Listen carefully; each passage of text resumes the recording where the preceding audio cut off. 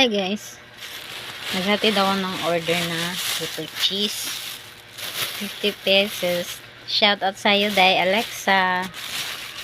Salamat sa pagtiwala sa pag-order. Ito, binigyan naman niya ako ng kamuting kahoy. Ang sarap niya. Kamuting kahoy or kasaba. Sarap niya. Sa Bisaya, malabo. Yung ko na ba Tagalog ng labo?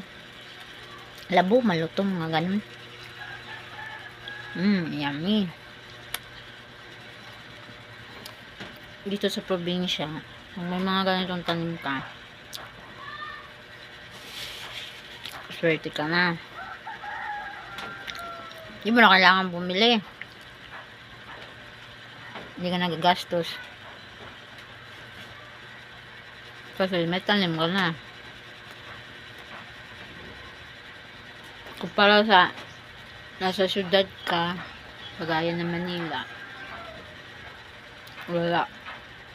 Kaya lang kung maluwag-luwag yung tinitira mo, pwede ka magtanim. Kasi sa Manila, lahat bili. Mula pagligo, pagluto, pagkain, pera, lahat gumagalaw.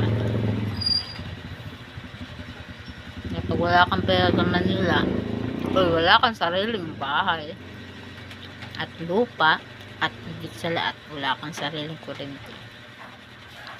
Yung 700 mo na araw dun, 600, ako.